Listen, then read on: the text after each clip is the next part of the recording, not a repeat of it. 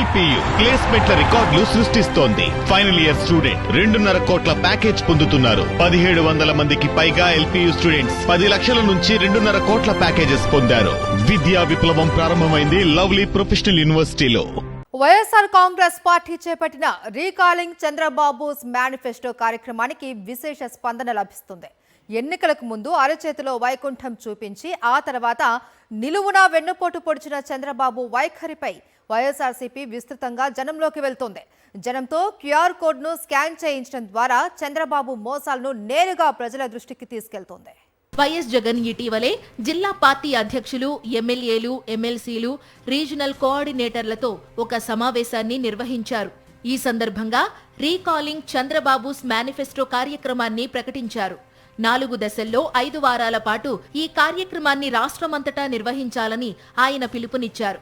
ఈ సందర్భంగా గతంలో చంద్రబాబు ఎన్నికలకు ముందు ఏమేం హామీలిచ్చారు, ఇప్పుడు వాటిని అమలు చేస్తున్నారా లేదా, అలాగే జగన్ ఇస్తున్న సంక్షేమ పథకాలన్నిటినీ కొనసాగిస్తానని చెప్పిన ఆయన ఇప్పుడు వాటిని కొనసాగిస్తున్నారా లేదా తదితర ప్రశ్నలతో కూడిన ఒక యాప్ను తయారు చేయించారు.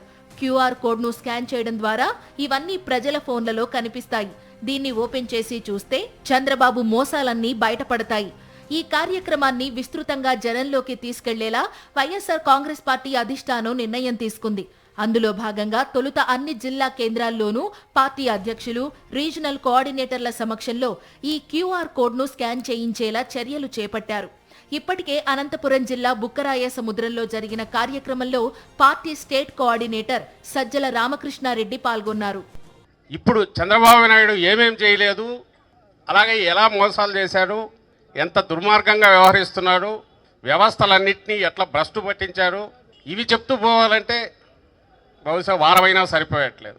జగన్మోహన్ రెడ్డి గారు 10 ఏళ్ళు 15 ఏళ్ళు ముందుకు తీసుకెళ్తే 5 ఏళ్లలో ఒకేసారి 15 ఏళ్ళు వెనక్కు సంవత్సరంలోనే తీసుకెళ్లగలిగిన ఘనత చంద్రబాబు నాయుడు సాధించినాడు.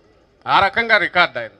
ఇప్పటికే ఈ కార్యక్రమం జిల్లాల స్థాయిలో ప్రారంభమైనందున త్వరలోనే నియోజకవర్గాలు, ఆ తర్వాత మండల స్థాయిలో నిర్వహించాలని నిర్ణయించారు. చివరిగా గ్రామ స్థాయిలో రచ్చబండ కార్యక్రమాన్ని కూడా నిర్వహించడం ద్వారా చంద్రబాబు మోసాలను విస్తృతంగా ప్రజల్లోకి తీసుకెళ్లాలని పార్టీ నేతలకు సూచించారు వైఎస్ జగన్. ఇవన్నీ క్యూఆర్ కోడ్ను స్కాన్ చేయడం ద్వారా ప్రజలకు తెలిసిపోతాయి. ఈ కార్యక్రమానికి విశేష స్పందన లభిస్తోంది. కాకినాడలో పార్టీ సీనియర్ నేత బొత్స సత్యనారాయణ, తిరుపతిలో మాజీ మంత్రి పెద్దిరెడ్డి రామచంద్రారెడ్డి కార్యక్రమాన్ని ప్రారంభించారు.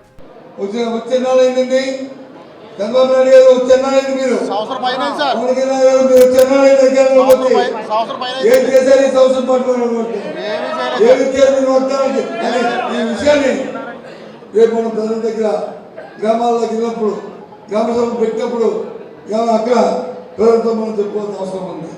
చంద్రబాబు కూటమి ప్రభుత్వం చేసిన మోసాలను వైఎస్ఆర్ కాంగ్రెస్ పార్టీ గట్టిగా ఎండగడుతోంది.